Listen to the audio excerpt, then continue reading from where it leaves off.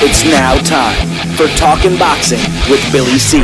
It began as a podcast, went live on the net, and transformed into a full-blown empire. It's the only daily boxing talk show on the planet, hosted by the only guy with the balls to do it. Many have stepped into the ring. Many have tried to take the belt. And one by one, they've fallen. Another victim of the undisputed heavyweight champion of Boxing Talk Radio. Talkin' Boxing with Billy C is on now. My style is impetuous, my defense is impregnable, and I'm just ferocious. I want your heart.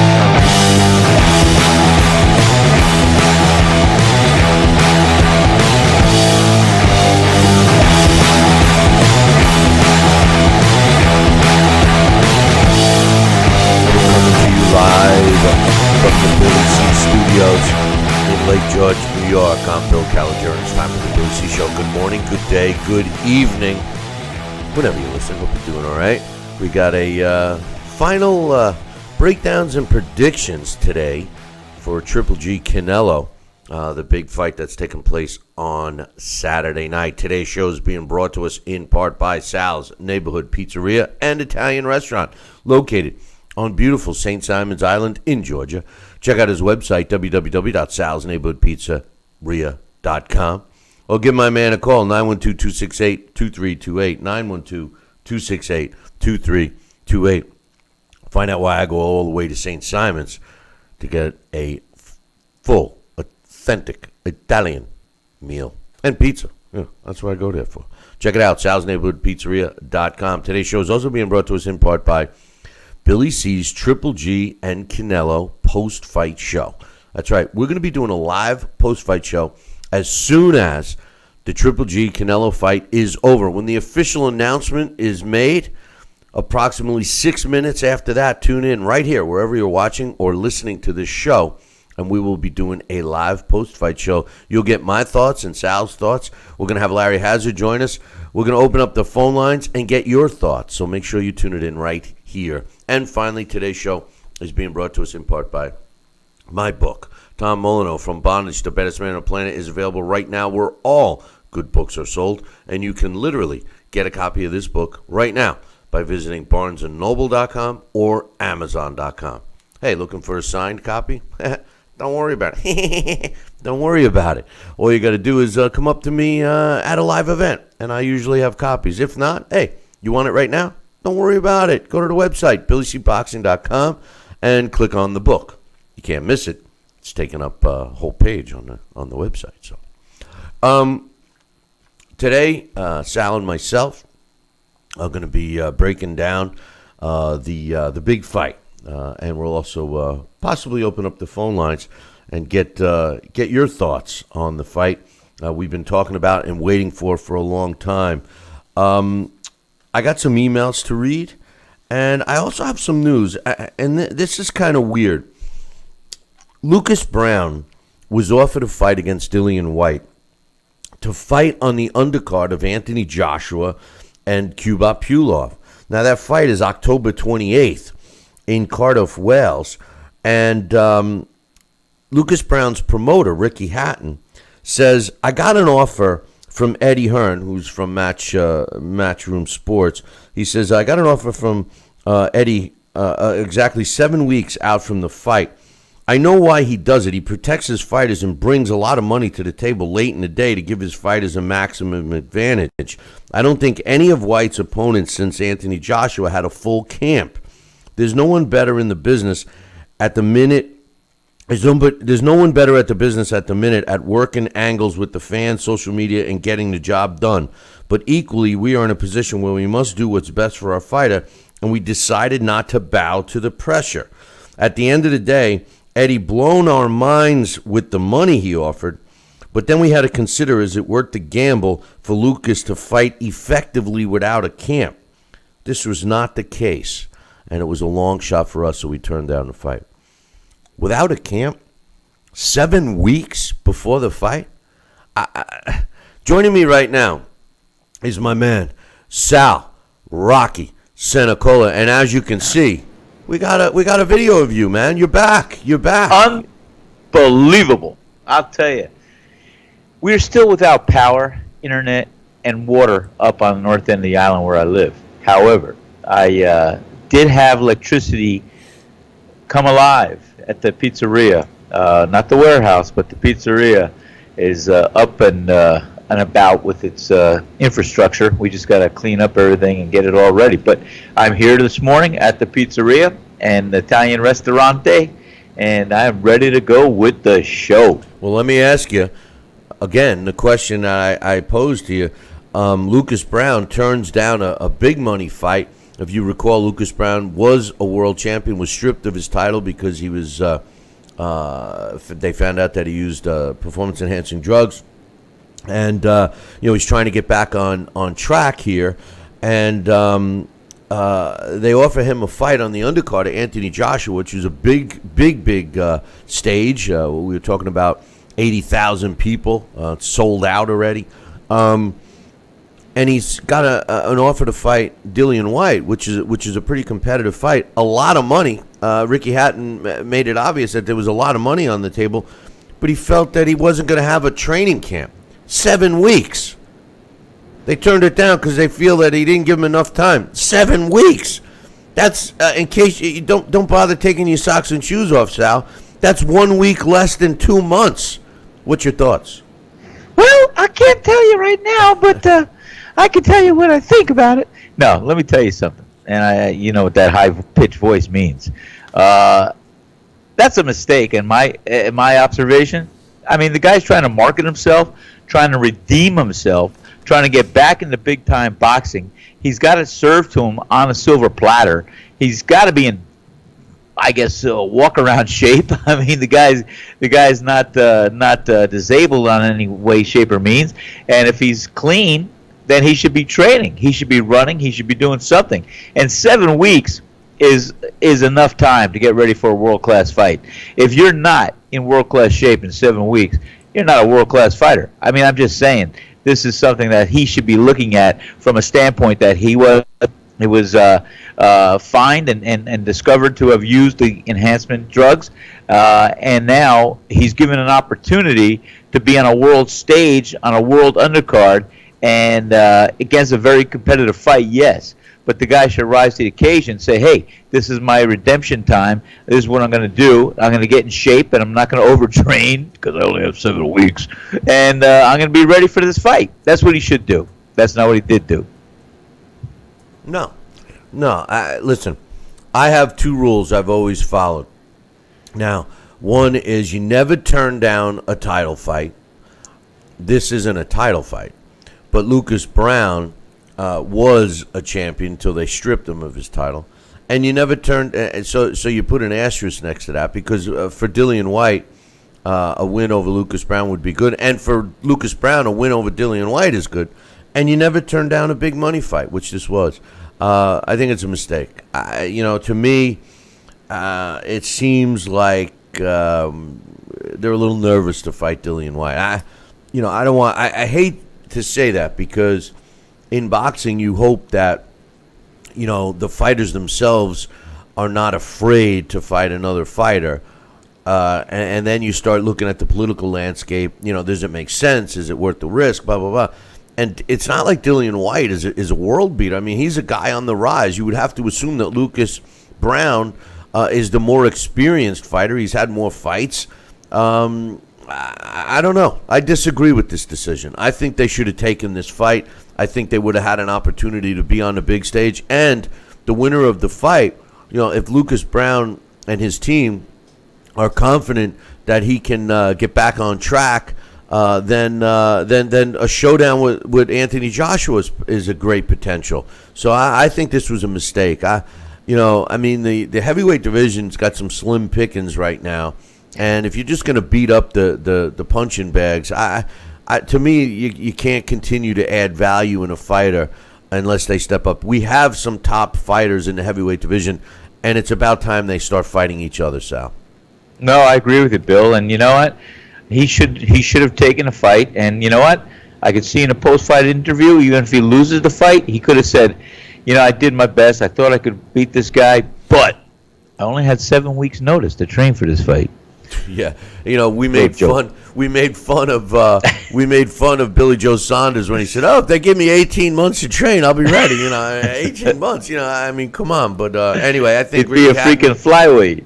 I think Ricky Hatton made a mistake, advised his fighter Lucas Brown the wrong advice. But anyway, let's get some emails out of the way so we can focus on breaking down and giving our final thoughts on this fight coming up this weekend. In case you haven't heard, Triple G and Canelo are fighting. And by the way, I saw some, they had the arrivals and stuff, and I saw some photos and footage. They had the final press conference. Both fighters standing next to each other, and I thought that I thought that Triple G was taller, an inch and a half. It didn't look so much during the press conference, Sal. I mean, it looks like he's slightly taller, and you can only really tell from the shoulder length when they're facing off. But I'm telling you, I think Canelo's the bigger guy. Everybody's saying Triple G's bigger. I don't agree with that. I think it's going to be pretty obvious in the ring on Saturday night who the bigger guy is. Well, we're going to see. I mean, the muscle mass and the body mass and the body, distribution of the weight. Canelo looks like he's the kind of fighter that can inflate himself to be a few weight classes above where he is. Triple G, on the other hand, he does seem more compact and more. I guess how can you say he's built a little different, and I think he's a good size middleweight, certainly height wise, and I think his distribution of muscle and body I think is fairly good. Like I said, some people have the ability to inflate their bodies like unbelievable. I mean, even me. I'm a lightweight. I walk around 185, 190 pounds. Yet I'm still thin. I got big thighs. I got it's just how some people are built. Yeah, you got a big head. Your ego's pretty big. Well, I do. But we put a little bit of the bricks in there too. Just in case. People forget that his last fight was super middleweight. So, and I'm talking. That about was 154 pounds.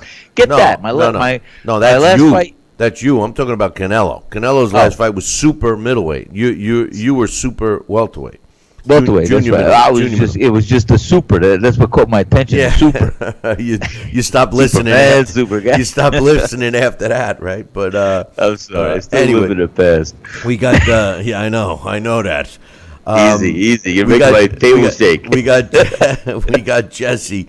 An email from Jesse says, "Hey, Billy C and Sal, here's my breakdown of the fight. Canelo and Triple G will meet in the middle of the ring, exchanging jabs. Eventually, Triple G would try to pressure Canelo into the ropes. Canelo will welcome it with upper movement and rolling with the punches. Triple G will be cautious, like moving in and out, while Canelo is ready to counter and strike with combos like a mongoose versus a snake. This will be taking place for the first 6 rounds, but after eventually, Canelo will start." I wish you guys, this is the problem. I wish you guys slowed down when you type it. I mean, do you ever try reading it out loud what you type to me? I mean, they're excited, Bill. I'm not an English teacher. I'm not an English teacher or anything. But man, if I whipped out my red marker right now. But anyway, he says eventually Canelo will start throwing combos on Triple G's body and face. There will be more clinching in the later rounds because of tiresome for both of the guys. But Canelo will work the body, then up to the face with a TKO in the later rounds. Wow. Jesse's thinking that Canelo's going to stop Triple G in the later rounds. He says, my other picks, Caballero over Diego. I feel Diego's inexperienced to date. Jojo wins, even though Rivera has a pretty good resume. He's too young. Your thoughts on Rivera, who actually beat Wilfredo Vasquez? How can Lara get hurt? Don't get it. Callum Smith winning a split decision over Sokolin. Monroe upsetting Saunders with a TKO. I actually think in terms of the Rivera fight with Jojo Diaz, I think that's going to be a tougher fight for Jojo Diaz. And the reason why I think that is because Rivera's not a slouch, and he's in good shape. He was training for a fight that was going to take place next week, actually. and Jojo Diaz was preparing for Lara. And I think the late sub has a better, although I had a roast beef sub yesterday. I knew you were going there. Hey, listen, hold that thought, Sal, because we got to take a break. It's that time again. But hold that thought. We will be back here in a second, and we'll finish up with that email and some more. So don't go nowhere. Billy C will be right back.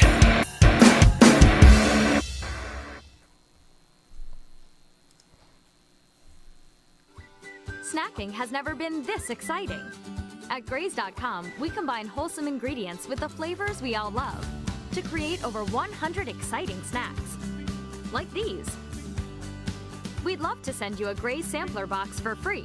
Just go to Graze.com, enter the code ENJOY36, and we'll mail your free box to your home or office. Join thousands of Grazers already in love with our exciting snacks. So come to Graze.com for your first box free. This is important news for women using birth control medications and devices. If you or a loved one have been diagnosed with a pseudotumor after using one of these birth control drugs or devices, you may be eligible for a cash award and medical expenses. Contact the law firm of Davis & Crump right now if you or a loved one have used one of these birth control medications or devices and were diagnosed with a pseudotumor to see if you are eligible for a cash award and medical expenses. Call now. Operators are standing by. If you're over the age of 50 and considering buying an annuity in the next 60 days, I have some important news for you. Don't buy an annuity until you understand the pros and cons of annuities. A free book to help you maximize your retirement income from television host and three-time author Josh Melberg has been released. This book reveals little-known truths about annuity strategies in simple-to-understand terms. Grab a pen right now because we are about to offer you this free book that unlocks the 5 little-known secrets we believe baby boomers and seniors should know before buying an annuity. Call 800-493-9652 now, and you'll receive a free copy of Josh Melberg's book, Next Gen Annuity Strategies Revealed. As a bonus, we'll also send you the #1 mistakes retirees are making with their investments today, and a free DVD on how you can get up to 33% more income in retirement. Call 800-493-9652 to have your free information kit rushed to your door. Again, that's 800-493-9652. Are you currently on Medicare? In other words, do you carry the red, white, and blue Medicare card? If so, are you suffering from chronic back pain? If you answered yes, you may be eligible for a pain-relieving back brace covered by Medicare at little to no cost, shipped directly to your home for free. These medical-grade back braces are ideal for lower back pain, arthritis, spinal disorders, and other chronic back problems. Will you qualify for a medical-grade back brace? Call Back Brace America at 1-800-290-8300.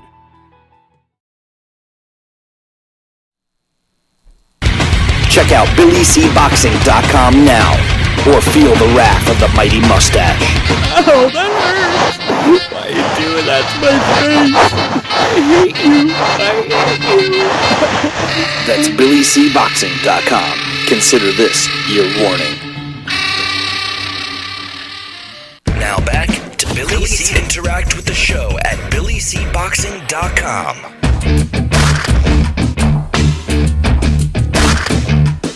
And we're back. You're watching and listening to the Billy C Show. Glad you could be here. And don't forget, we're doing a post-fight show. Billy C's Triple G Canelo post-fight show. We will go live approximately 6 minutes after the official announcement is made Saturday night. So when you're all jacked up and you want to talk about the fight, come on over here. We'll give you our thoughts, and then we're opening up the phone line. So, hey, just a reminder to anybody that's watching this show right now on a stream. We do have a chat room up on BillyCBoxing.com that we respond to and stuff, so come on over there. There's a great group of people in there. And also, we've kind of found a comfort zone on Facebook Live. The only problem is everybody that's watching on Facebook is not getting the full video show. If you want to see the full video show, come on over to BillyCBoxing.com or just go up to our YouTube channel. That's youtube.com/talkin, TALKIN, boxing, BOXING. I'm here with Sal Rocky Senecola. And before we went to break, we were talking about the late minute sub. And I, too, had a late sub last night. It was a roast beef and provolone. I threw some hot peppers on there, too. But late sub, I think that Jojo Diaz, although I really like Jojo Diaz, I think he's actually going to have a tougher fight against Rivera.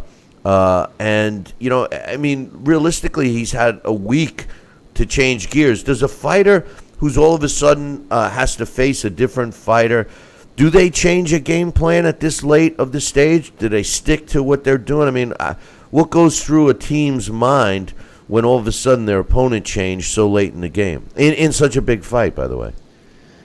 Well, Bill, I can only speak from my experience. When you're a fighter preparing for a fight, you have your foundation, you have your skill set, and your ability to fight different styles is with you. It's an innate ability, and whether you have it or not is what your experience along the path of your career has allowed you to share and to face. So having a late minute sub, even though you're preparing for one style, you're conditioned well, you're doing everything else that you can to prepare and to win the fight. I think it's just a matter of how late in the stage of the game, you just maybe get a sparring partner or two that can emulate this new style that you're going to be facing, and you just work on some things the best you can, and when you go in the fight, you're ready. You got your foundation, you got your skill set, and you've got your ability to still overcome and change up your style to beat another style. I think this is where your corner really comes into play, Sal, because I think that the pressure, if I'm not a trainer, but if I was a trainer and I was involved with this team, I think I would, and let me know what you think on this, I think I would go business as usual, and then kind of, with the game plan, make my adjustments during the fight after I see what we have in front of us. But I would try to keep the fighter calm. Hey, don't worry about it. We're gonna stick to our game plan. I mean, what's your thoughts on that approach? Well, I think that approach is very smart. I mean, hypothetically, if it was a scenario, you're saying, hey, guess what? You've got the tools to beat this guy. His style's a little different in this way. Instead of doing this, we're going to look at this. So let's just go in there, feel him out. You fought this kind of style before. He's going to be tricky with that. He's going to look at this. He might slip over there. So we're just going to be ready for it. We'll take an eye. We'll look at it. But you're capable of beating this guy, and you're going to do it. You make it a positive. See, that's the whole thing with fighting. You make any negative, you take it. It's like the fight or flight syndrome. You take any negative you may face, and you bite it, you crunch it, you spit it out. You say, hey, that's a positive. That's a champion. That's a fighter. That's a body. That's your mindset and soul. You face the odds. You don't care because you could beat those odds. That's your whole life is predicated on beating odds and beating the opposition. And the whole thing is, like I said, you have any negative in your life, any negative in your path, you turn it around, you bite it, chew it up, and spit it out, and you make it a positive. That's it. That's all you do. You're making me hungry here. Let me tell you, I haven't had a good meal in days. He's sick of tuna fish. Cans of tuna, I feel like a cat. Thank God you had a can opener. But anyway, as far as Jesse's pick, I agree with him with Caballero over Diego De La Hoya. Diego De La Hoya has been protected. He hasn't fought anybody, really. And his last two fights were against decent opposition. And I'm not saying above average. I'm not saying good. I'm just saying decent. And he kind of struggled. So Caballero is a huge jump up in competition for him. I think Diego De La Hoya is going to be in some trouble. As far as the Callum Smith over Sokolin, that's a tough fight to pick. I too will lean towards Callum Smith. And it's funny that Jesse says that Willie Monroe will upset Billy Joe Saunders via a TKO.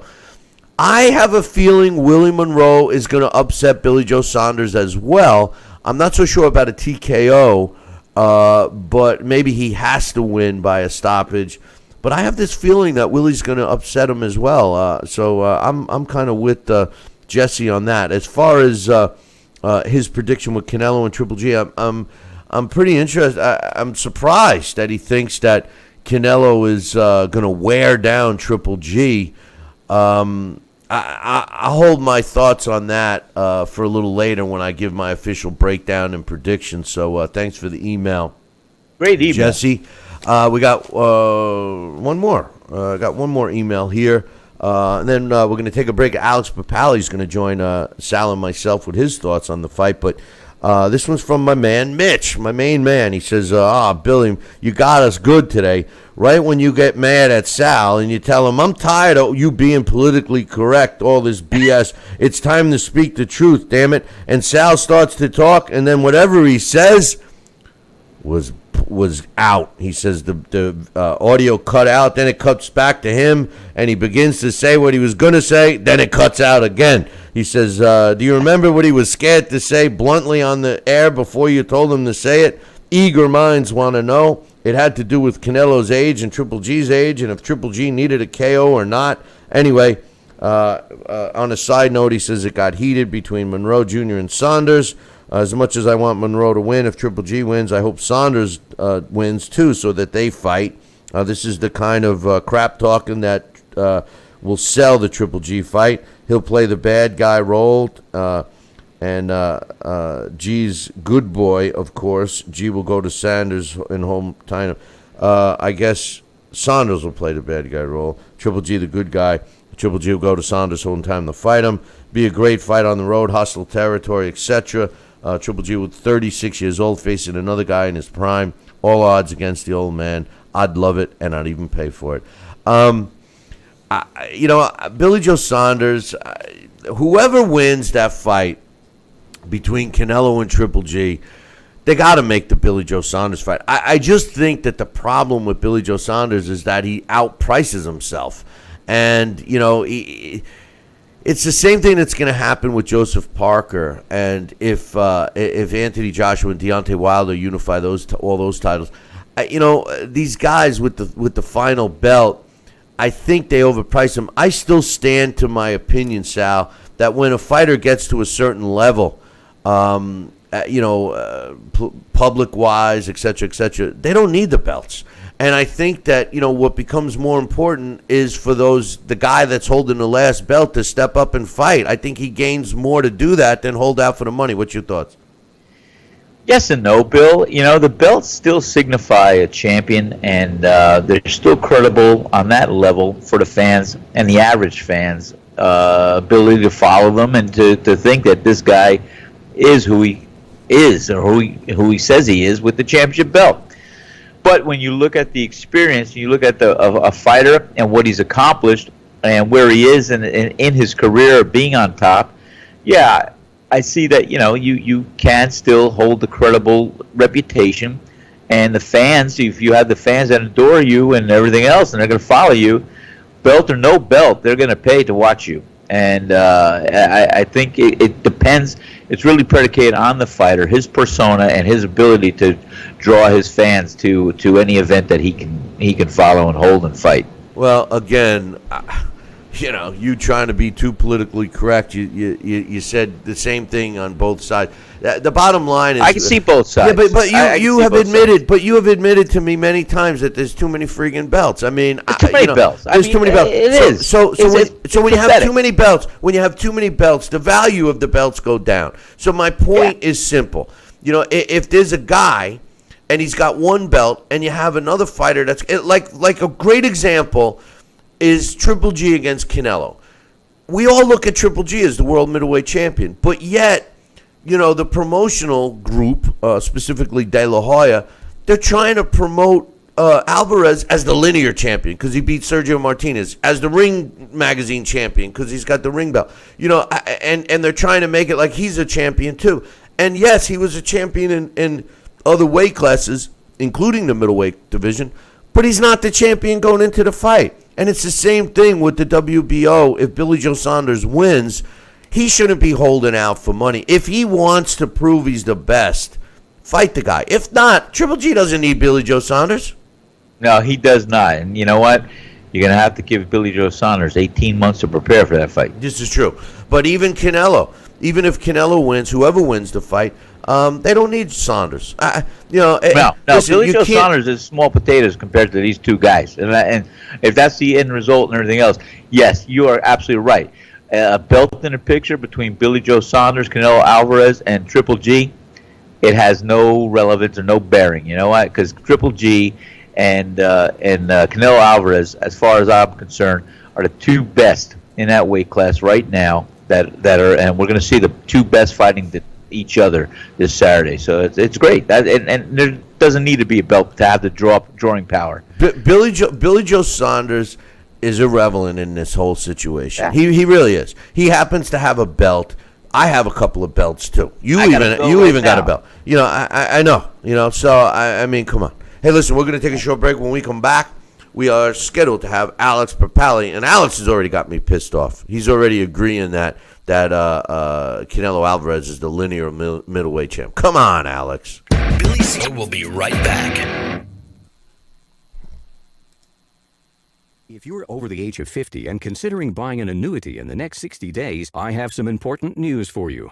Don't buy an annuity until you understand the pros and cons of annuities. A free book to help you maximize your retirement income from television host and three-time author Josh Melberg has been released. This book reveals little-known truths about annuity strategies in simple-to-understand terms. Grab a pen right now because we are about to offer you this free book that unlocks the 5 little-known secrets we believe baby boomers and seniors should know before buying an annuity.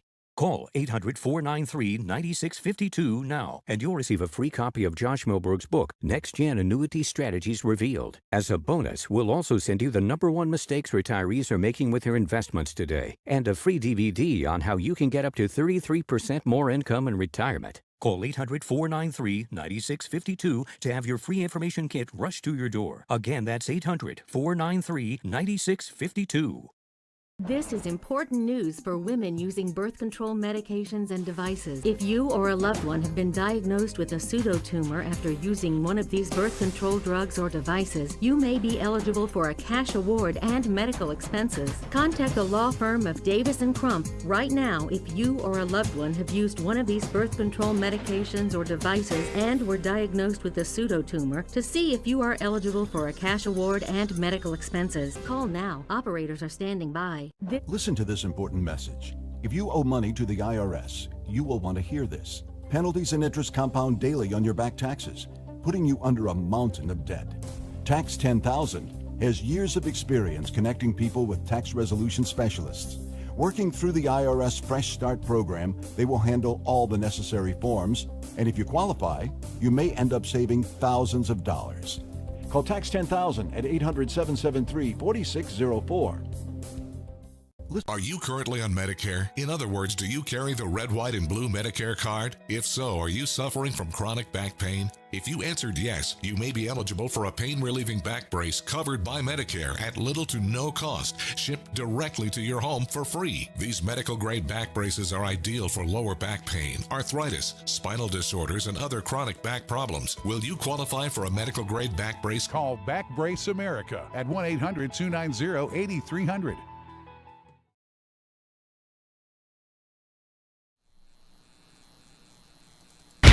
Check out BillyCBoxing.com now, or feel the wrath of the mighty mustache. Oh, that hurts! Why are you doing that to my face?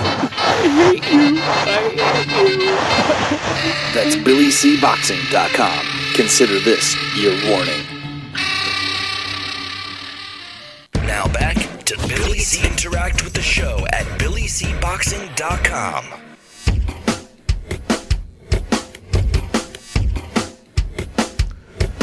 And we're back. You're listening and watching the Billy C Show. Glad you could be here. And don't forget, join us for the Billy C Triple G Canelo Alvarez post-fight show. Yes, we will be going live approximately 6 minutes after the official announcement is made Saturday night. So tune it in here, right? Wherever you're watching or listening to the show, you'll get our thoughts, and we'll open up the phone lines to get your thoughts.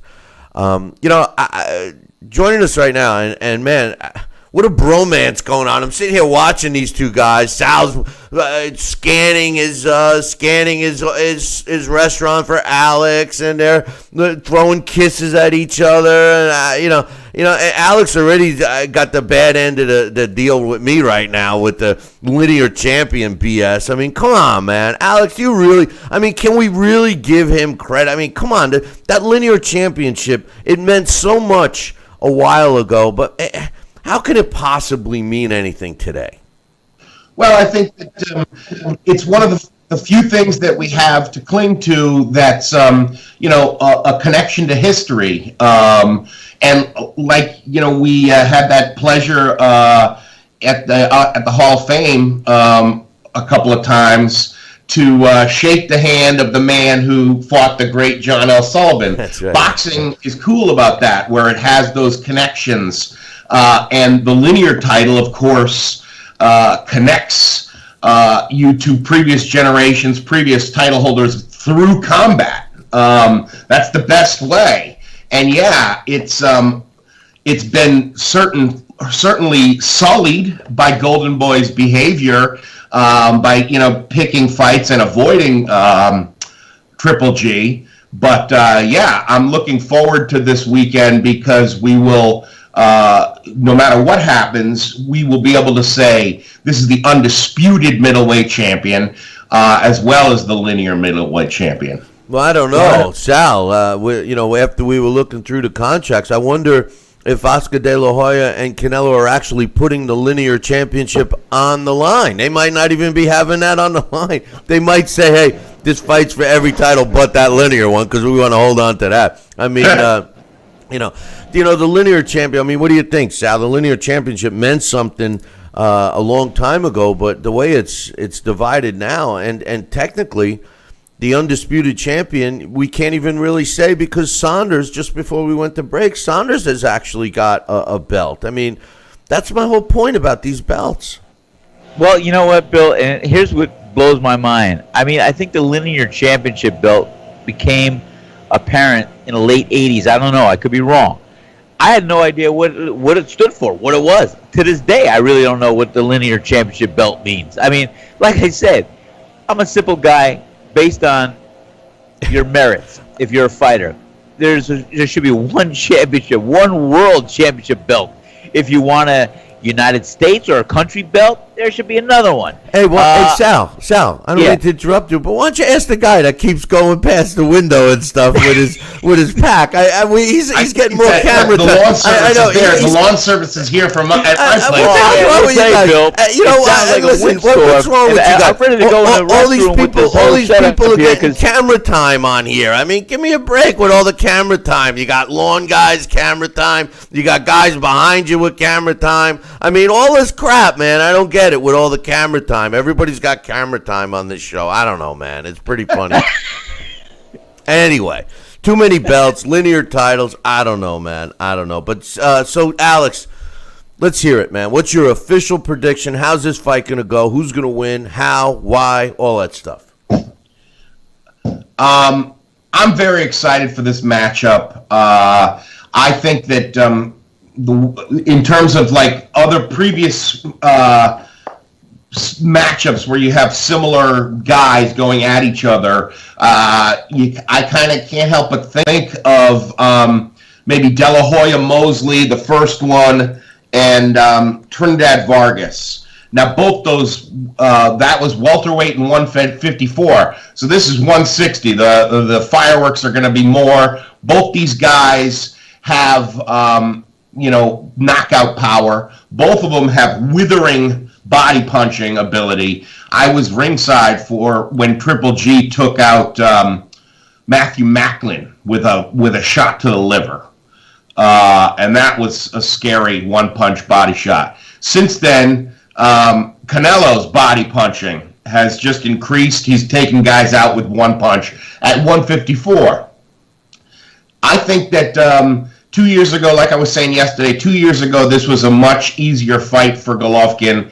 I think he has faded just a bit. Your reflexes do as you get older. And I think Canelo has come into his own. both his body and just his ability. He's seen a lot of different styles in the ring. I think this is going to be a really good fight. I like Canelo to win a close decision. I hope they go all out and do not choose safety first. One of the things they mention in one of those HBO face-off, I think it's called Under the Lights actually, is that they both agreed they're facing the most dangerous opponent they ever did. Sometimes that results in guys being a little cautious. I hope that isn't the case. So you're predicting what? A split decision, a majority decision, or just I'm sorry, yeah, a 7-5 fight in Canelo's favor, and I kind of am going that way because, like you were saying yesterday, boxing is like life, and things usually break in the direction of the powerful. In this case, the powerful promoter is Golden Boy. The power fighter in the guy who brings that huge audience is Canelo. So yeah, unfortunately, I think if it's close, it's going to break in his favor. I like Canelo to win a 7-5 decision that is probably a little controversial. Yeah, what's going to happen if it goes to the scorecards? I hope for a knockout. Oh yeah, no, a knockout makes it, no question. But if every close round, and I hate to say it, but it's true, every close round is going to go to Canelo. I think that Triple G knows this. And, I'll get into my thoughts on that stuff in a few minutes. But, I agree. If it goes to the scorecards, Canelo's probably going to get the nod. A lot of confusion about the titles with this fight, fellas. And, yes, they are billing Canelo as the ring middleweight world champion. They are billing him as the linear world middleweight champion. Triple G's got all the other belts except Billy Joe Saunders' belt. As far as I'm concerned, I think Triple G is the middleweight world champion. What do you think, Sal? Well, of course, that's how I feel. I feel that Triple G has been and will be the world middleweight champion. First of all, Canelo Alvarez hasn't had that much time in the middleweight division to claim he's the champion of the middleweight division. So whether you're linear, whether you're, in my mind, see Canelo Alvarez and Triple G a great fight, but I do see Triple G as the middleweight champion. Well, hey, don't forget, there's the other belt is on the line too, fellas. The WBC Super Duper Bobbity Boop belt that they're putting on, and it's just going to be curious because if you guys recall, Canelo Alvarez got all mad at the WBC for stripping him for not fighting Triple G. So he claims that if he wins that belt, he's not going to take the WBC title. And that title will become vacant. I'm wondering if he's going to take the WBC's Super Duper Bippity Boppity Boot belt that they created for this fight. It is just ridiculous with the belts. And that is one respect that I do agree with you, Alex, that I wish that the linear title was just that. When the guy who beat the guy, end of story. It's hard to label Canelo as the linear champion, even though he did beat Sergio Martinez, but since then he has not fought the top middleweights, and as a matter of fact, he's fought in other divisions since winning that title. So that's a hard one. Absolutely, but remember, we of course have a precedence for this. Like everything in boxing, history repeats. And remember, it's kind of like what happened. When Michael Spinks had beaten Larry Holmes twice and become the heavyweight champion, and then was semi-retired, only fighting once a year, once every 9 months or so. And at the same time, Mike Tyson was making his meteoric rise up through the heavyweight division, and he picked up all the belts, the alpha belts. But Michael Spinks still had the linear championship from beating Holmes, the man who beat the man who beat the man. So Mike Tyson went into, remember, Spinks made a big deal. Butch Lewis and Spinks made a big deal about that. They kept calling themselves the People's Champion. At one point, he sat in the back row of a Tyson fight to like make a point like that was the best seat he could get because he's sort of being locked out of the heavyweight title.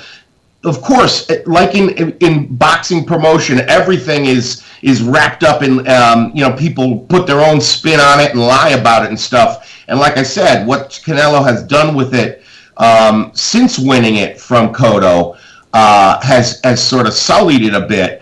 But he is the man who beat the man. And I think Golovkin, like Sal said, I agree.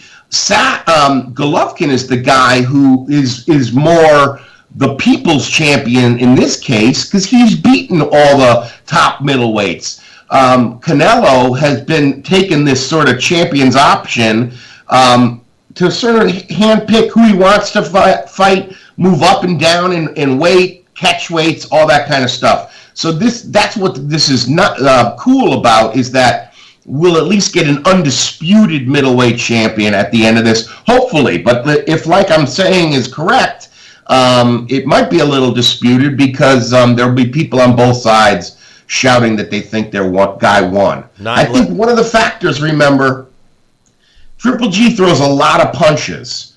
That could help him in terms of getting a decision, of course, because Vegas likes a busier guy. Well, I tell you the truth. Good point. I think that I think the winner of this fight clearly is the world middleweight champion right now. In my opinion, Triple G is clearly the world middleweight champion. And one last question, Alex. We were talking about Billy Joe Saunders before. He's fighting Willie Monroe. I actually think Willie Monroe is going to upset Billy Joe Saunders this weekend. But should Saunders win, I have a feeling he's going to hold out and demand too much money.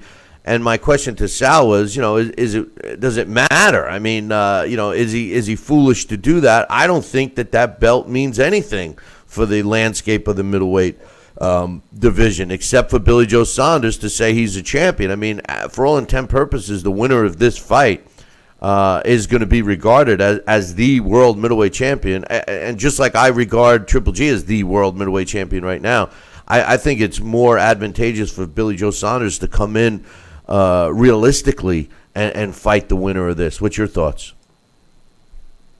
My thoughts are the same, Bill. I think that definitely Billy Joe Saunders, I mean, he's in a game playing cards, and the bottom line is Canelo Alvarez and Triple G have the winning hands. And I regard this fight after Saturday night, whoever's going to win this fight is going to be the middleweight champion. And Billy Joe Saunders, he's had a low profile. I haven't seen much of him. I haven't heard much of him. Just a lot of rhetoric from his camp. But the bottom line is, if he's going to want to be relevant in this division, and if he's going to want to be something special, he's got to step up and he's got to face these guys. And the bottom line is, whatever belt he has, I have no regard for after this weekend. What do you think, Alex? I hope Billy Joe Saunders wins that fight only because we've already seen Willie Monroe versus Golovkin. If Golovkin wins against Canelo and Monroe beats Saunders, then the idea of another Golovkin-Monroe, we've already seen it. Yeah, but he would have earned it. He would have. I mean, see, I understand your point, and I bet you a lot of people would say the same thing. But you got to look at it at the other side. I mean, all three, everyone that's involved with this show, we all agree that rematches are good. Fighting, you're right. And I'm losing, sorry. I didn't mean to like. No. But what I'm saying is, like that. what I'm saying is losing a fight sometimes is a good thing. A fighter becomes better. I mean, we've been saying this about Canelo himself with the fight that he lost to Mayweather. He improved after that fight. So if Willie Monroe was able to beat, if he was able to beat Billy Joe Saunders, doesn't he earn that shot? Oh, you're absolutely right. You're absolutely right. And, and that's the thing about this is just like in terms of the importance of belts, it's always fighters that make belts, in my opinion, anyway. granted, a belt itself brings history because it connects itself, with the prestige of the of that division. But of course, it's the skill and the ability and the behavior of each individual champion that makes that belt worth something at the time. So yeah, I think that the winners of both those fights, of Billy Joe Saunders versus Willie Monroe and Golovkin Canelo, will have been proofed by what they went through, of course. So the matchup then would be different. You're right. But I do think that Billy Joe Saunders is going to come out of that one on top. But it should be good. I think things got. I saw. I did not look at the video, but I think things got a little heated at the weigh-in or final presser the other day between Billy Joe Saunders and Monroe. Yeah, it did. And I've seen Willie Monroe fight a bunch of times ringside, and I know his team pretty well. And, one of the knocks on Willie Monroe is that he's a defensive fighter. But the difference with him is that he does have pop. And not only does he have pop, he's got some hand speed. He's not going to win on decision. I think he knows that. I think he knows by going into Billy Joe Saunders' backyard, he's not going to win on decision. So maybe we're going to see a different game plan from Willie Monroe. Maybe he is going to come in there and try to go all out, thinking that Billy Joe Saunders can't really hurt him. He has been in there with some punches, including Triple G. Billy Joe Saunders, not so much. So I don't know, man. I have this strange feeling that Willie Monroe Jr. is going to win that title.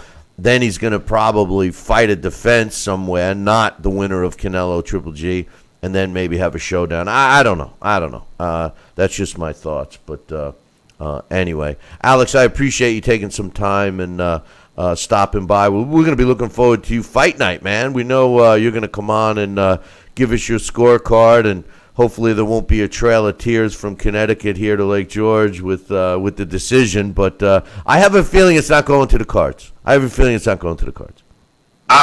hope you're right. And watching, because I watched 24/7 last night, and I watched that. I think it's called Under the Lights, Canelo versus Golovkin. And they do, they both seem like they're both bangers. So yeah, you gotta imagine that this is not going the distance, and I'm excited for that. The other thing that, and I think, Sal, this is a good one for you. Wouldn't it be nice if, because I think so many times this has happened this year, when you have these really great sort of pinnacle matchups where two of the top guys in the division and arguably pound for pound guys in the sport are clashing, rather than a 12-rounder, why not have those matchups be 15-rounders? TV is not going to be involved, so it's pay-per-view. It could run as long as it wants. It doesn't have to fit 36 minutes. So I think it would be helpful. It'd be less likely to have a controversial decision. 12 rounds, it's 6-6, it's an even number. If you go in 15, wouldn't the odds be more likely you're going to get a decisive decision? Well, Alex, I'm all over that, and you are 100% correct. And Bill, if I can, allow me to say, I'm a big fan of 15-round championship fights. And, it used to be declared, that the championship rounds are the 13th, 14th, and 15th round. That's where the metal meets the road. Rubber meets the road. Metal meets the road. Hey, that's another one. But if the rubber meets the road, you got to draw upon yourself, and those are the championship rounds, no matter how you look at it. When they call this, I still laugh today when they call, well, we're going into the championship rounds, round 11. Yeah, you even have non-title fights at 12 rounds. So, no, I'm a big fan of bringing back a 15-round championship boxing match. That, I can't emphasize that enough. Those are the way they go, especially with these two guys. Here's the fact. These guys have a pop on their punch. These guys can take a good punch. And these guys have egos. And these guys have that character, that will, that determination. They're not going to quit. And in fact, I see if they don't get knocked out cold, which is unlikely, and if it does occur, I think it'll be coming from Triple G. But the bottom line is, if they don't stop a fight by being knocked out cold, I see a referee having to intervene and say, hey, that's enough, because I don't think either one of these warriors are going to say quit. They'll be on their feet, bleeding, standing, getting 8 counts until they resign the fact that they're not going to win this fight. Alex, I appreciate you coming on, my man, and we'll be looking forward to you next week. Another blast, man. Hey, great. Oh, hey, if I could just throw one thing in there. Hey, Sal, I don't know if both of you guys heard, for the Wall of Fame made me think of it. What's his name? Frank Vincent died last night. An actor who played very recognizable mobsters. He died so well. In Goodfellas, he was Billy Bats, and in Sopranos, he was Phil Leotardo. That's right. My gosh, I can't believe Frank Vincent died. 78. 78. Oh, man, I loved him. He was something else. And let me tell you, I do a little trivia, Bill. I don't know if I could run over and say this for a minute, but I used to do a trivia. I said, what 3 famous actors were in a were all stars in movies, 3 different movies, and Frank Vincent took a beating. They were probably the 3 best beatings on the screen. And, my answer was, the first time I saw Frank Vincent was in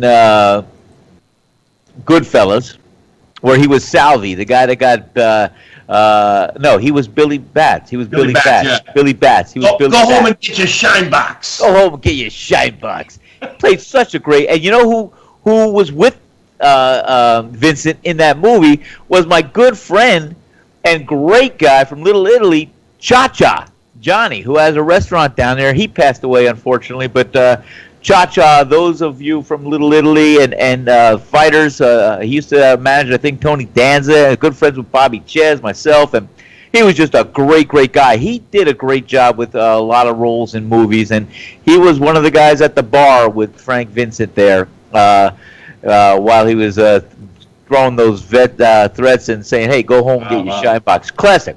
Another one where he was, and he got a beating of his life, was by Joe Pesci, was in The Raging Bull.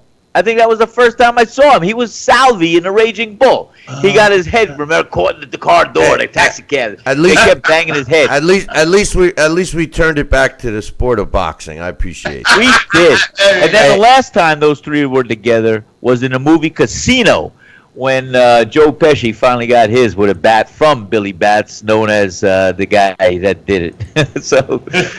Thanks for the movie trivia, Sal. We appreciate it. Alex, we look forward to the blast from the past, and we got to take a break, fellas. So, Alex, good luck and have fun watching the fight, and we'll talk to you on Saturday night. And we will be taking a short break here, and I am going to break down and give you my predictions. But first, we are going to take a break, and rumor has it, the infamous Jeremy C. will be joining us for a minute or two, so don't go nowhere. Billy C. will be right back, part of the Billy C. Boxing Network. Endless pools are an incredible alternative to traditional pools, making it easy and inexpensive to swim at home. Exercise year-round against a smooth current set to your desired pace and temperature. With our new underwater treadmill, you can walk or run without stressing your joints. Endless pools are simple to install and even simpler to maintain. The water stays crystal clear with almost no chlorine. Call for your free idea kit and experience the freedom of swimming at home. If you or a loved one have had hernia repair surgery with mesh reinforcement and suffered infection, chronic pain, mesh migration, mesh failure, organ damage, or needed additional surgery, call the Rely On Group right now. You may be eligible to receive a cash award and compensation for your medical expenses. Your voice deserves to be heard. Call the Rely On Group to be connected with a personal injury attorney for a free consultation. Call 800-715-4869. That's 800-715-4869. This is important news for women using birth control medications and devices. If you or a loved one have been diagnosed with a pseudotumor after using one of these birth control drugs or devices, you may be eligible for a cash award and medical expenses. Contact the law firm of Davis & Crump right now if you or a loved one have used one of these birth control medications or devices and were diagnosed with a pseudotumor to see if you are eligible for a cash award and medical expenses. Call now. Operators are standing by. Are you currently on Medicare? In other words, do you carry the red, white, and blue Medicare card? If so, are you suffering from chronic back pain? If you answered yes, you may be eligible for a pain-relieving back brace covered by Medicare at little to no cost, shipped directly to your home for free. These medical-grade back braces are ideal for lower back pain, arthritis, spinal disorders, and other chronic back problems. Will you qualify for a medical-grade back brace? Call Back Brace America at 1-800-290-8300.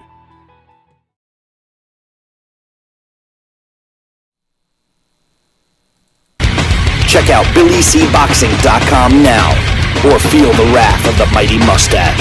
Oh, that hurts! Why are you doing that to my face? I hate you! That's BillyCBoxing.com. Consider this your warning. Now back to Billy C. Interact with the show at BillyCBoxing.com. And we're back. You're listening and watching the Billy C. Show. Glad you could be with us. And speaking of being with us, despite Sal trying to disrupt everything going on, we got the infamous Jeremy C. And it looks like he's playing around with some of our new things, man. Hey, when's that going to be? When are you going to introduce that to us, man? No. This is just for me. Oh. I mean, no, I'm just playing. We'll get you going. All right. I'm learning as I go here. Now remember, Sal. Last time we saw him, it was just this. We know what it really is. We know it was. It's that sad ass. It's that sad ass green. That green shower curtain. He's got. Oh my God! Look. He's even got Sal back there. Sal's custom Billy C. Sal's mugs. Call now. Yeah, I saw Sal. Waving his camera around the restaurant again. What's he selling stock in that restaurant to everybody that comes on the show today? Hey, that's it. I should go public. That's a good idea. You should go mute. We should just mute him. I'm going to be selling ads for behind the infamous Jeremy C. $5,000 per ad, 10 seconds each. That's it. Look, Bill paid for his ad. There you go. That's right. No, that's good. That's cool. Hey, Jeremy, I know you're you're batting 1,000. Well, depends which way you look at it. With your fight predictions, and I know you're really looking forward to this. And now that you've dove into the pay-per-view world and you've shelled out some coin. This is a real fight this weekend. Of course. My question is, are you buying it? Not this time. No. Big mistake. Yeah. And can we force you to give us a prediction? What was your prediction again? No, I didn't give mine. I'm giving mine as soon as we kick you to the curb. What was Sal's? Sal, who knows? He's too busy showing everybody his restaurant. He's too busy. He's too busy with whoever's out there with the blower, getting in front of his window, getting on camera. I got no problem taking a peek at Sal's restaurant because I'm starving already. So I'm always fine with anything with food, Yeah, well, it's not helping me. I'm starving too. Well, you changed. That's a faulty. Oh God! Sal's mugs, call now. Yeah. Do you have a prediction, Jeremy C? Okay, who's fighting this weekend? Mayweather? Is that? That's what I like about Jeremy, Sal. He's so up. You know what? He's up almost as much as you are on the sport of boxing. I tell you. You're right. Absolutely. You know what, Bill? I don't want. Week behind. Listen, here's the thing. The last time I made a prediction, I was very wrong, obviously. And your fans harassed me for weeks, so I just don't know if I want that kind of pressure. I mean... It's a 50-50 shot. The last prediction you made... Take a stab at it, I mean, the last prediction you made, you predicted a guy that had virtually no chance in winning. But at least this time, Triple G against Canelo is a 50-50 fight. All right, I'll make my prediction here. Wait, before you make your prediction, you want me to give you the Vegas odds? No, I don't care about Vegas. Vegas, they don't know what they're talking about. Yeah. Okay. All right. What's your prediction? No, without the odds, we're going to go Triple G on this one. And that's from all my extensive research listening to Talking Boxing with Billy C. Hey, okay. Well, now that you've officially picked Triple G, can you give us some examples why you feel he's going to win? Why do you got to do that? I'm not you're the boxing guy. You scratch under the surface, why don't we? You want me to do your job? Fine, then you go edit the website. You go make some fancy promos.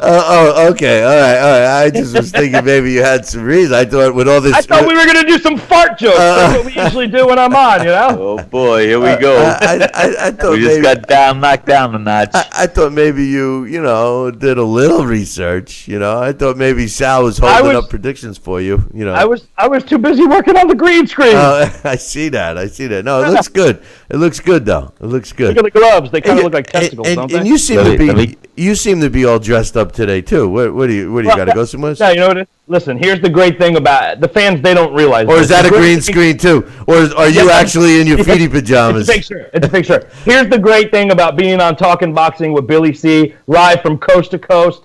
You don't have to wear pants, just a nice shirt. That's it. You don't even need pants. I'm not even wearing shoes. Oh God! You let the cat out of the bag because a lot of times not wearing pants. Sal's not wearing pants. Alex wasn't even wearing underwear. Talking boxing with Billy, sir. That's right. You're right. Funny guy. You're right. Let me give you a hint. I don't see anything green behind you. That's because it changed to this. Anything green is right here, baby.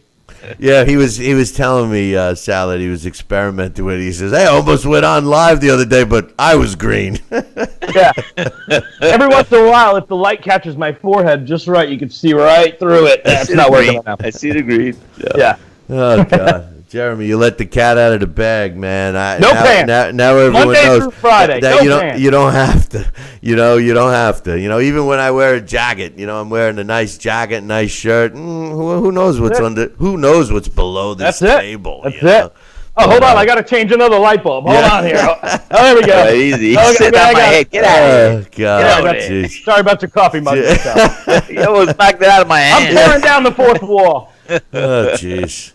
Well, I tell you, it is, just so you guys know, since we could get back on track here just for a sec. Wait, are you trying to accuse me of knocking us off track? Triple G effect. I mean, Triple G is a slight favorite. I'm all discombobulated now. He's a slight favorite over Canelo, minus 160. To win, and Canelo's plus 140. That's what the Vegas odds has for this fight, which, to be honest with you, is fairly close considering a lot of fights these days. The odds are all skewed. So interesting to see that the odds makers in Vegas are leaning towards Triple G. Might have been because of Jeremy C's pick. I mean, you might have been the swayer. You never know. Stranger things have happened. Right?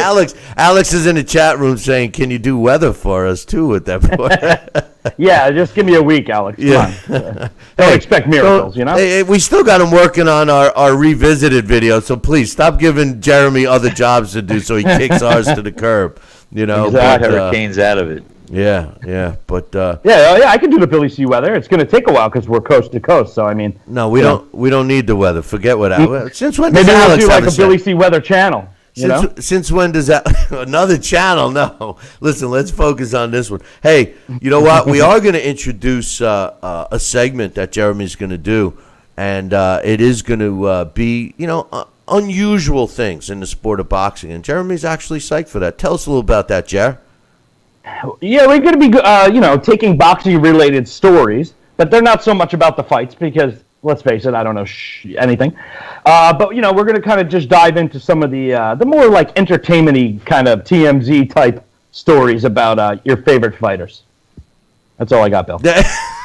I was just going to say, could you elaborate a little bit? But you had to throw in. That's all I got now. Let's move it on. Right? See, let Back that to be you, Bill. Back to you. Say, let that be a lesson to Sal. That's what you got to do, right, Jer? I mean, that's you just got to get in. Just throw it out. That's it. Hey, that's all I got. Back to you, Bill. But it's like I always say, you got to just get in. You do your thing, and then you get out. That's right. You know what I mean? It's like what I always say. Wherever you are, No.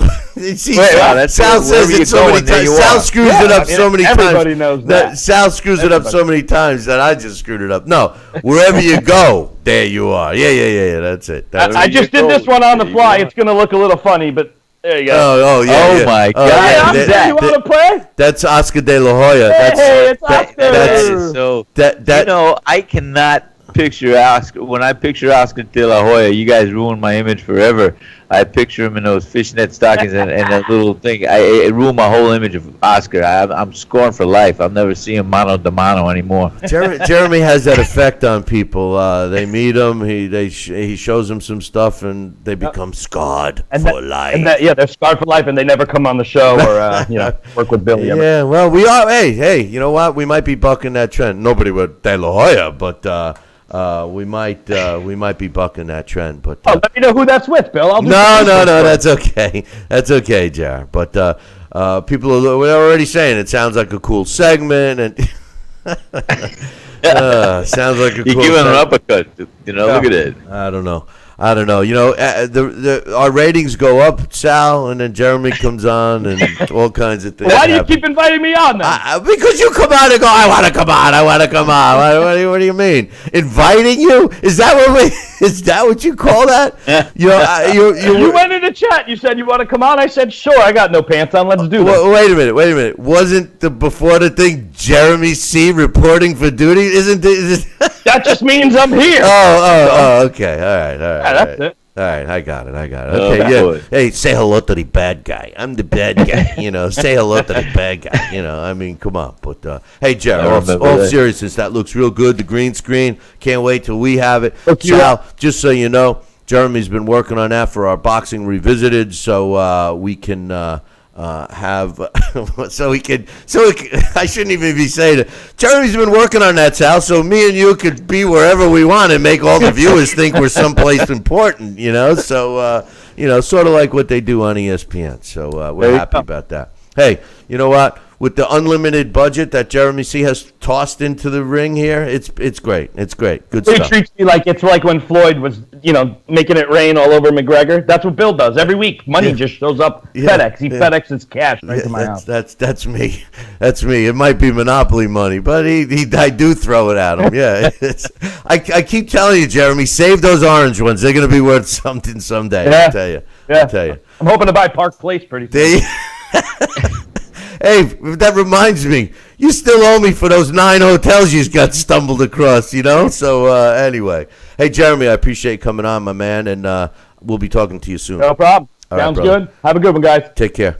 That's the infamous Jeremy C. joining us. But anyway, hey, listen, I'm going to give you my breakdown and prediction of the big fight, unless you want to go first, Sal. You know me. I like the counterpunch, so I want to see what you got to say. You sure? I mean, because I think you have a beautiful dissertation, and I'm curious to see how you're going to dissect and integrate whatever input you want to try to make a fight or make a stand for who's going to win this fight. I think ultimately it's going to be Triple G, and I'll explain it later. But want to explain it now? Go ahead. Give it. You're on, kid. Break it down. Oh, jeez. Here we go. You tossed me the softball. Let me see if I can say this. Well, here it is. You've got two world-class fighters. This is the collision that's inevitable. That is finally going to be with us. And you know what, Bill? I forgot to say, I don't have internet. I don't have TV. I don't have electricity. I hope they turn it on by Saturday night so I can buy all this stuff. And I want to see this fight more than any other fight I've seen this year so far. And I love what Larry said yesterday, Larry Hazard, the great Larry Hazard. Boxing is back. This has been the year, as I said earlier, in the earlier years, it's going to reboot itself. This is the rebooting year for boxing. And we've been fortunate enough to see some great competitive fights. And this one signifies that whole statement right here. This is probably going to be the fight of the year, in my opinion. You got two world-class fighters, arguably at the peak of their careers, and you have the young, unabashed fighter that's fearless in Canelo Alvarez, and you've got the experienced, wise wrecking machine in Triple G. And I think their styles are going to make explosive action for us to witness. And they both have a do-or-die personality and character and heart. As I said, I don't see either one of these guys getting knocked out cold. And if it's going to be stopped, it's going to be by the referee having to weigh in and say, hey, you know what? You got the heart of a champion, but I'm going to stop this fight now for your own safety. And, I often say a fighter's only as good as his last fight. Predicated on that, we saw Canelo Alvarez really in with a body punching bag when he fought Julio Cesar Chavez Jr. And for that fight, I didn't see any offensive offered by Julio Cesar Chavez. I think Canelo Alvarez did whatever he wanted to do when he wanted to do it. And he looked like he was just in with a punching bag. He did everything he had to do. He looked stellar. He looked great. And was it because of that style that Chavez clammed up and just was a punching bag on the ropes? I don't think so. I think it was just that he had nothing to answer. I don't think Chavez ever rose to the occasion to see the best Chavez. And I certainly think that if he was ever going to show the best he could be, it was going to be at that fight, and he didn't do it. So, yes, Julio Cesar Chavez, I hope we don't see him again.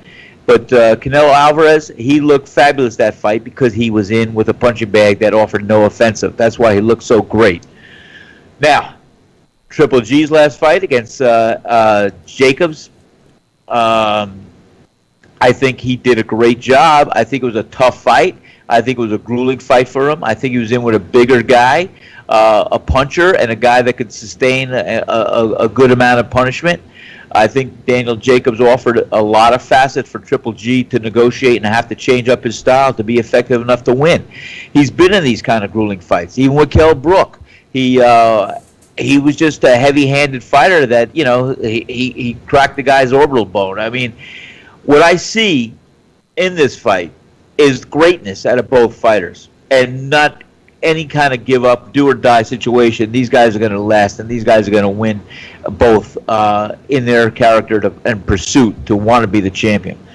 So with all that being said and all the rhetoric and all this, I see early rounds, early exchanges in the middle of the ring, a little bit on the ropes. I see Canelo Alvarez trying to land some body shots, trying to be quick and offer some good offensive against Triple G. I see Triple G slipping some shots. I see Triple G just having those heavy, heavy hands that no matter where he lands that punch, he's going to hurt Canelo Alvarez. I don't think Canelo Alvarez has been in with such a heavy puncher before. And I think that Triple G has been in the ring with some heavy punchers. So that's why I give the advantage to Triple G sustaining any heavy shots that Canelo Alvarez could deliver and being ultimately the one that's going to wear and tear and break down Canelo in the later rounds. And I see if this fight does go to a decision, I could see Canelo Alvarez squeaking out a close one, but otherwise I see this fight being stopped by the 12th round by the referee, because I think that Canelo Alvarez is going to be having to take the storm of Triple G's heavy hands and just breaking him down and being in defensive posture. And ultimately, if he doesn't crumble, I think that the referee is going to step in by the 11th, 12th round and say, hey, you've had enough tonight. You'll come back and have another chance, but there's not this tonight. So your official prediction is what? Triple G by knockout? My official prediction will be Triple G by the 11th round with a stoppage, a TKO. All right. That's my official prediction. I'm and right. You know what? I've recorded I see it being a great fight. I've recorded it. I've recorded your prediction and Alex's. And who did Jeremy pick again? He picked. I think he picked himself. I forgot. I picked his nose. You know what? I think he picked his nose. I think he picked Triple G. I think he did. That's not a good sign for Triple G. But no. All right. But Saul Canelo Alvarez against Triple G. Here's the way I see it. it's a fight that we've all looked forward to for quite some time.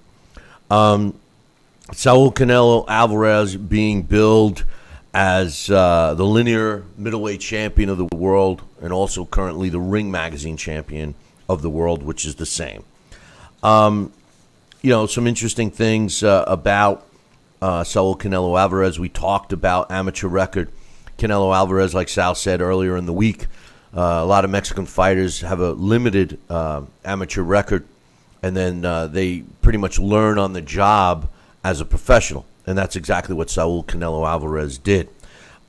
He turned pro in 2005, and in his fifth professional fight against a very marginal opponent in Jorge Juarez, he struggled and was awarded a draw in that fight.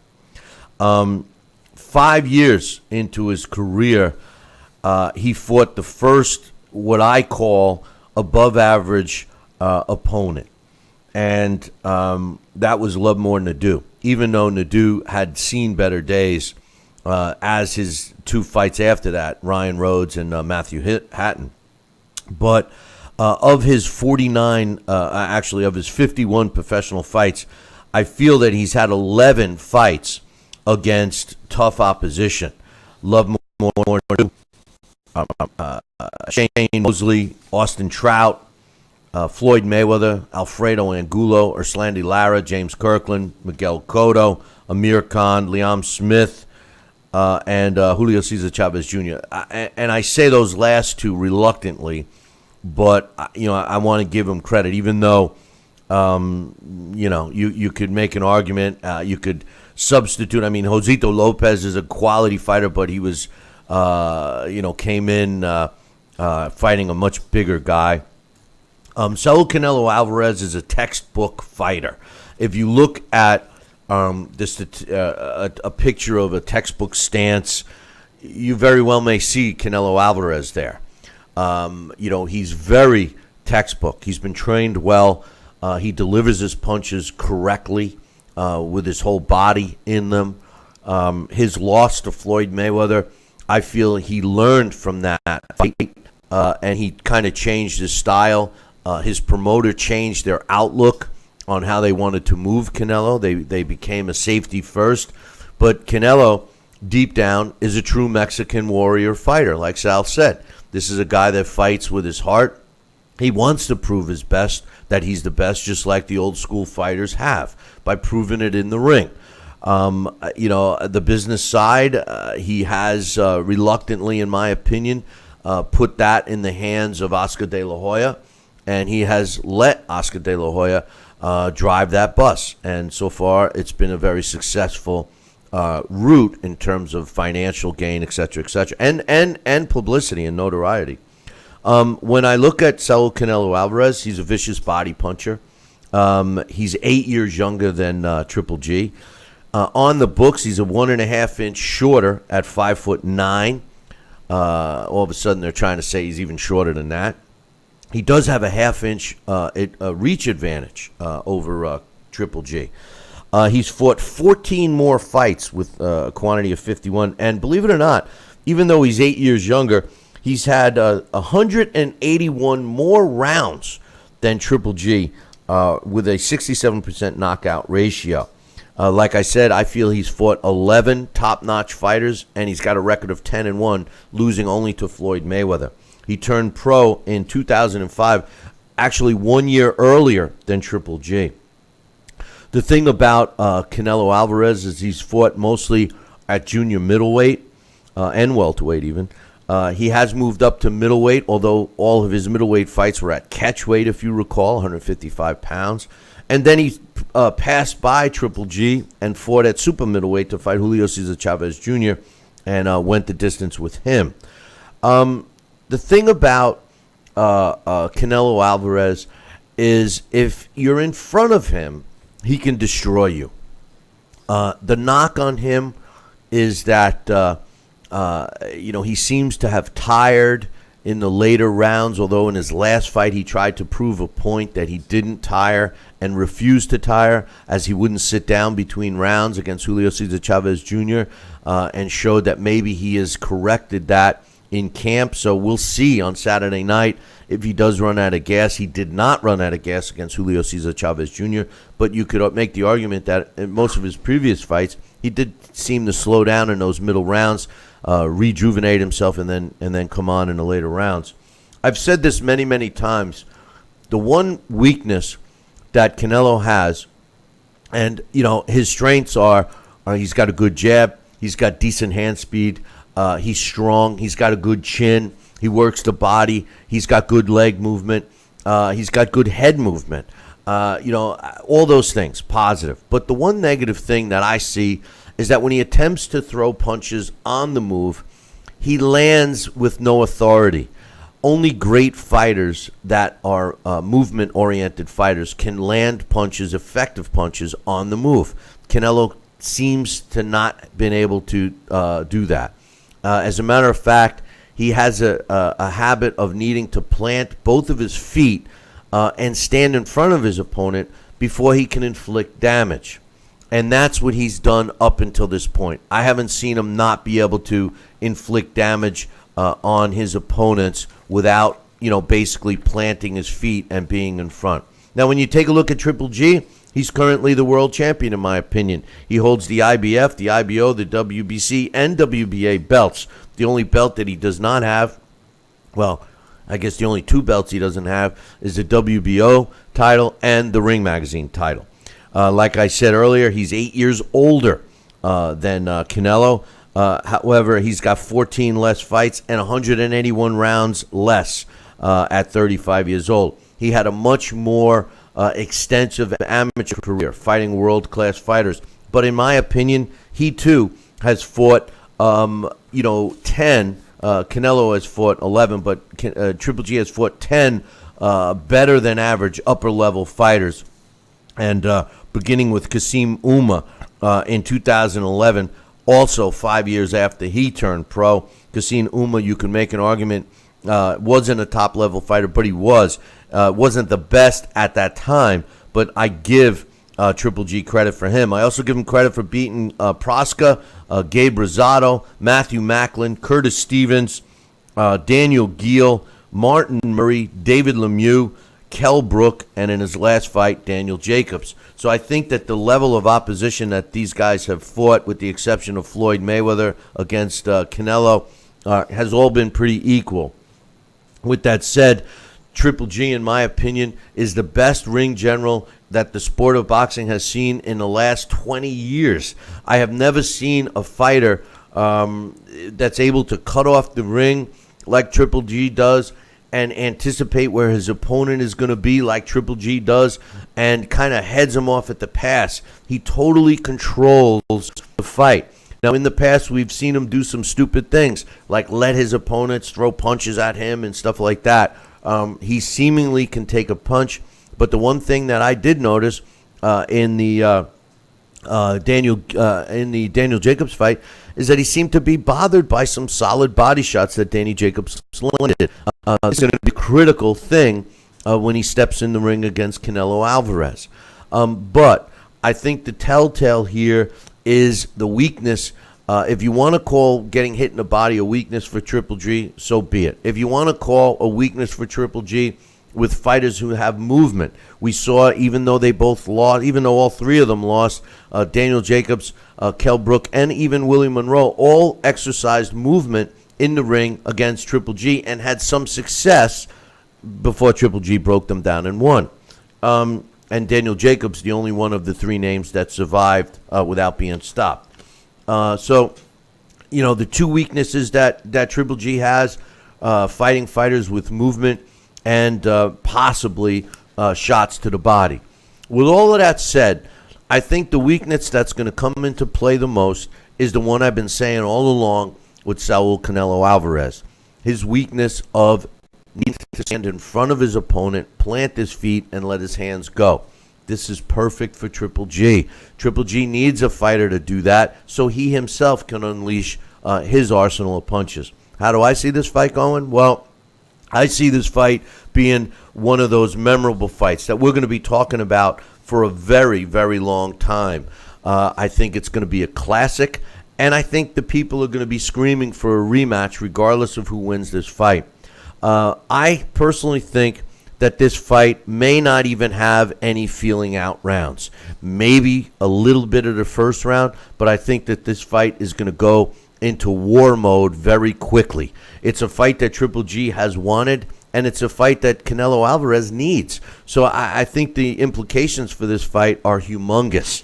We all know, we talked about it earlier in the week, that all of the concessions have been given to Canelo.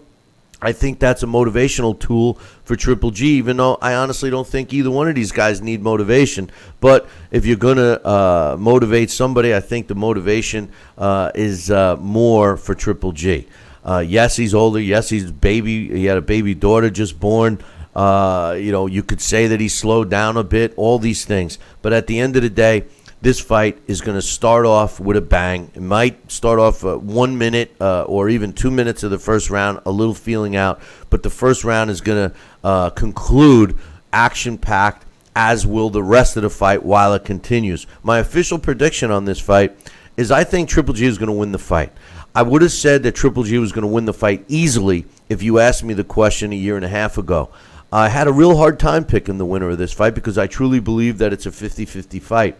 And I do think that if it goes the distance, Canelo's going to win on the scorecards. I do not think that Triple G can win on the cards. I do not think he will get a fair shake in Vegas. And I think he knows that. I think his trainer knows that.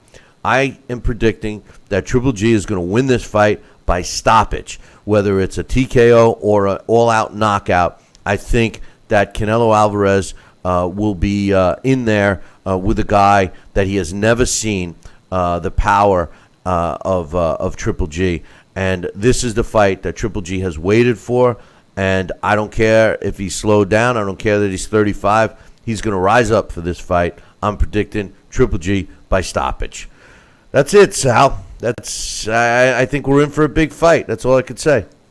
I think we can concur on that. We, there's a difference with, we could spend time maybe just volleying the questions and some things across about this fight. This fight is going to be stellar, Bill. I cannot see this fight being anticlimactic. I just see this fight being everything that you've said it is and everything I've hoped it to be.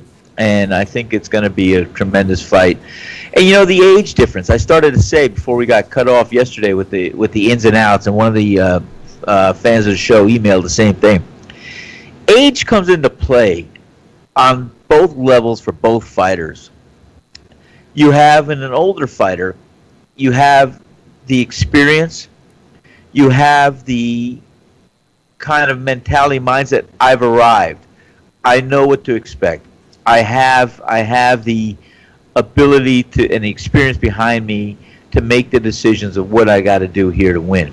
And you have in Triple G, like I said, you have in both these fighters a no quit, no nonsense, no bull kind of mentality mindset. There is no quit in either fighter.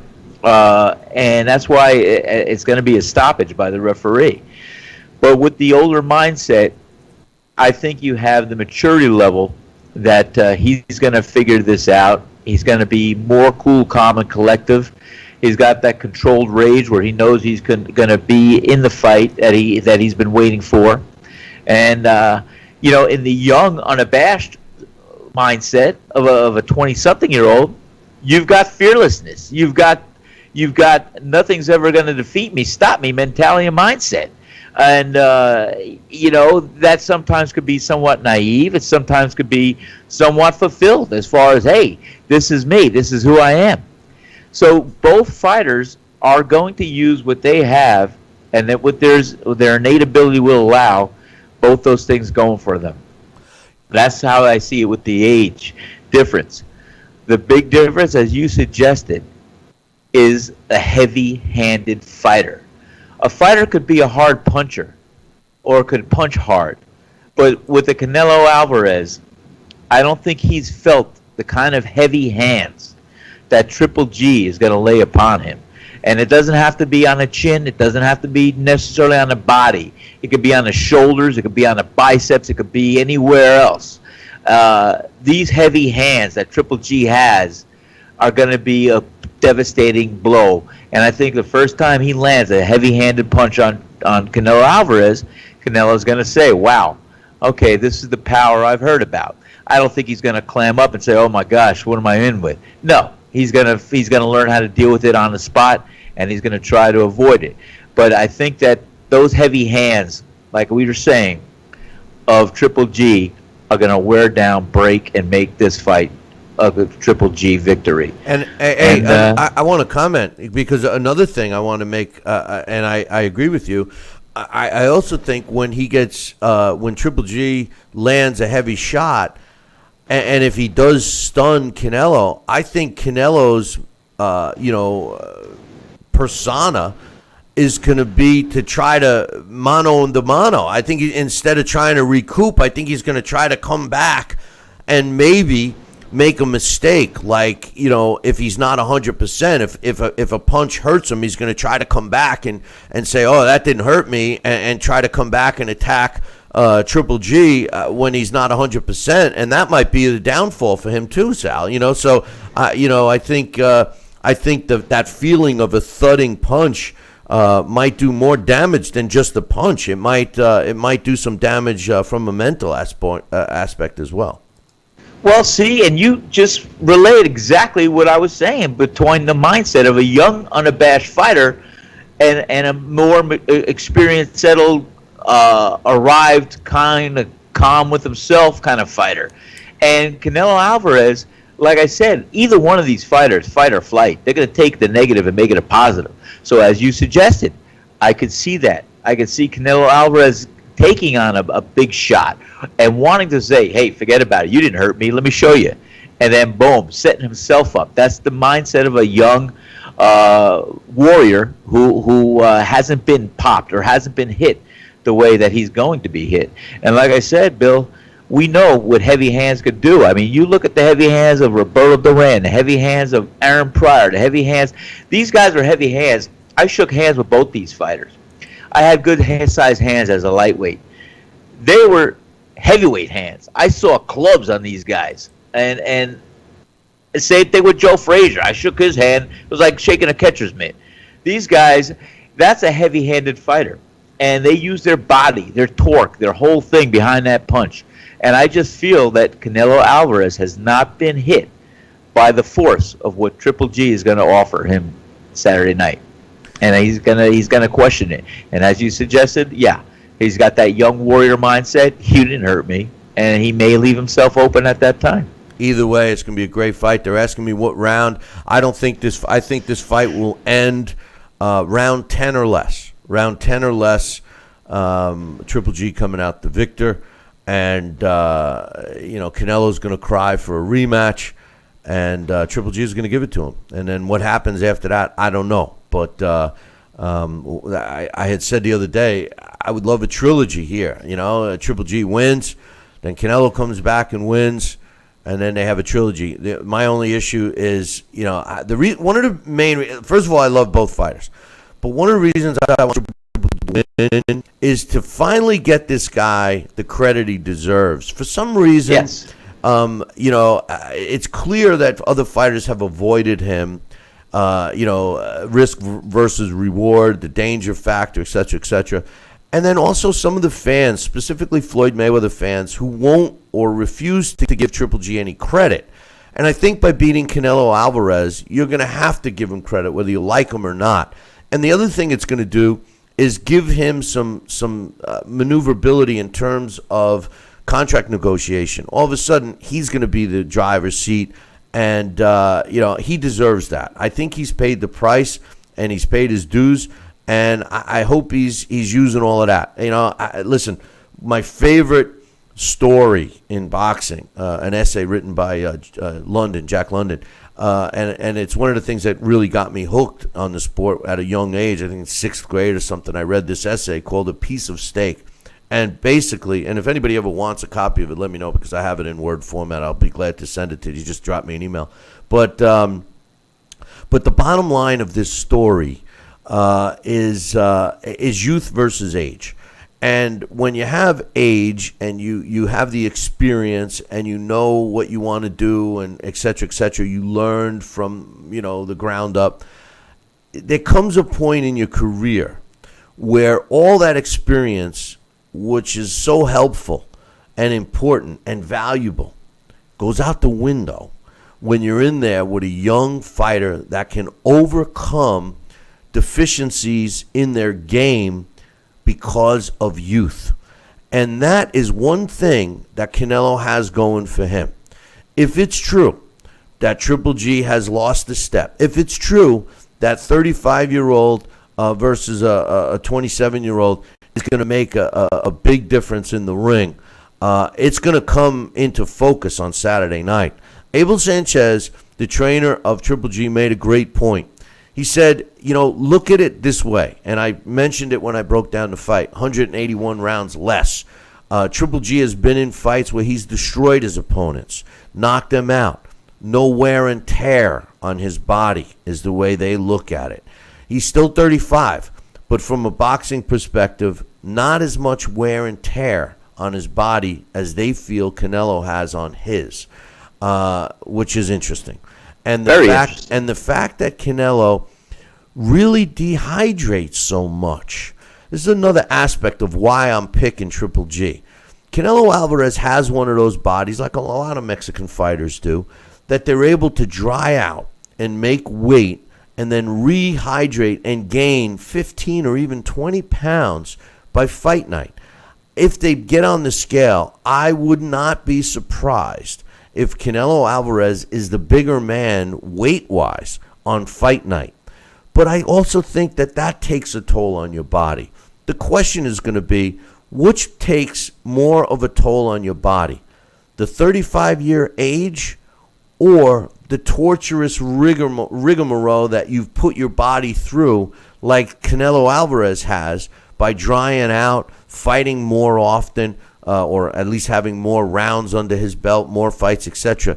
All of these things are going to come into play. So when you look at the age factor and you say that, hey, Triple G is 8 years older, I don't know if it's, cut and dry, black and white, as just being 8 years older.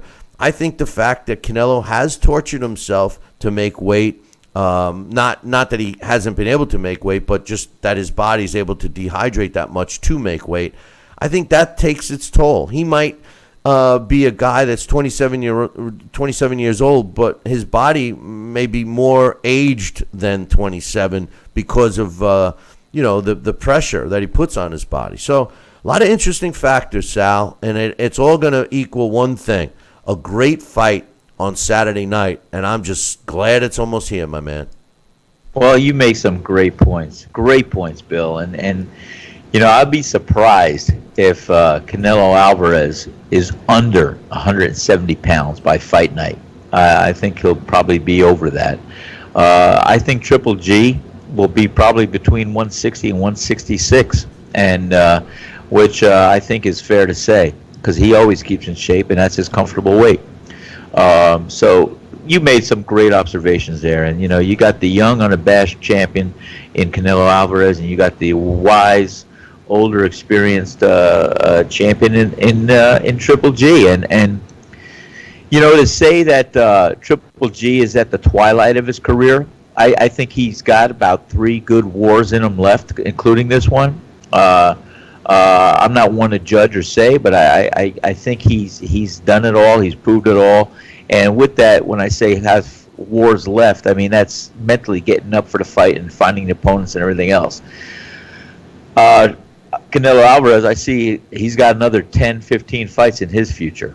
So I don't know if any of that's going to come into play, but like I said, on an experience level of a Triple G, I'm sure he's approaching this fight like it's his first one, with the anticipation and enthusiasm and eagerness, and also approaching it like it might be his last one. Let me go out a warrior that I am and make a big shine and make a big statement.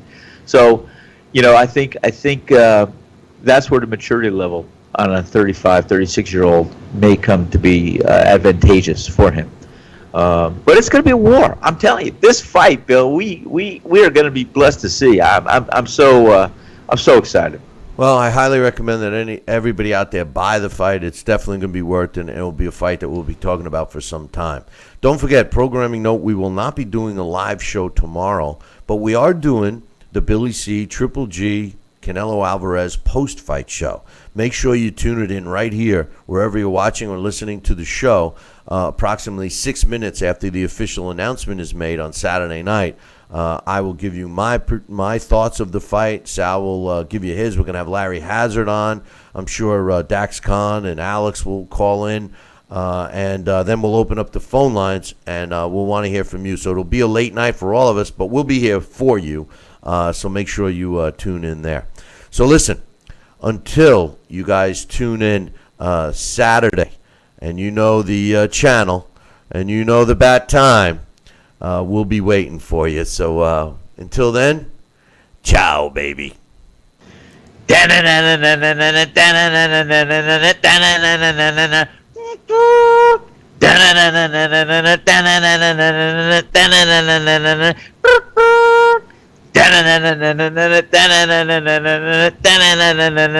Boop.